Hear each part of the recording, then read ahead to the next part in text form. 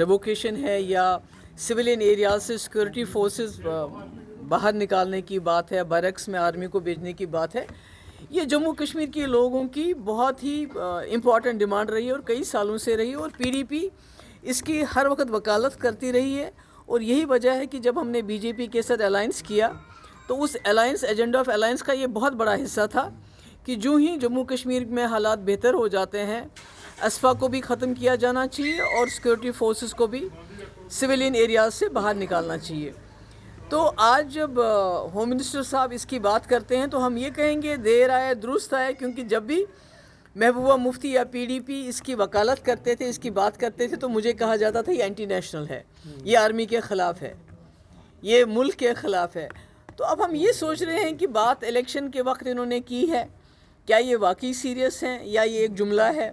کیونکہ آپ کو یاد ہوگا کہ جب انہوں نے کہا 2 کروڑ نوکریاں دیں گے ہر سال میں، انہوں نے کہا تھا کہ گیس کا سلنڈر کانگریس 450 میں دے رہی ہے، ہم 400 میں دیں گے.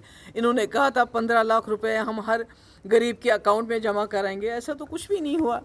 اور اس وقت میں سمجھتی ہوں کہ اگر واقعی امیر شاہ صاحب سیریس ہیں، یہ کرنا چاہتے ہیں، کیونکہ ہم نے کئی ایریاز نے، مفتی صاحب نے اپنے ایریا میں جیسے اننت ناگ کا ہائی گراؤنڈ ہے، ٹٹو گراؤنڈ ہے، ہم نے کوشش کی تھی کہ جہاں آرمی کی ضرورت نہیں ہے وہاں سے ان کو نکال کے بیرکس میں واپس بھیجا جائے. اگر وہ واقعی امیر شاہ صاحب سیریس ہیں تو آپ جانتے ہیں 2019 کے بعد ہمارے ہزاروں کی تعداد میں ہمارے لوگ نہ صرف جموں کشمیر کے جیلوں میں بلکہ جموں کشمیر کے باہر کی جیلوں میں بہت ہی عذاب میں ہیں. ان کے خلاف کوئی چارجز فائل نہیں کیے گئے ہیں، ان کا جو عدالتی کارروائی شروع نہیں ہو رہی ہے، بہت سارے لوگ اس میں بیمار ہیں، غریبوں کے بچے ہیں یہ.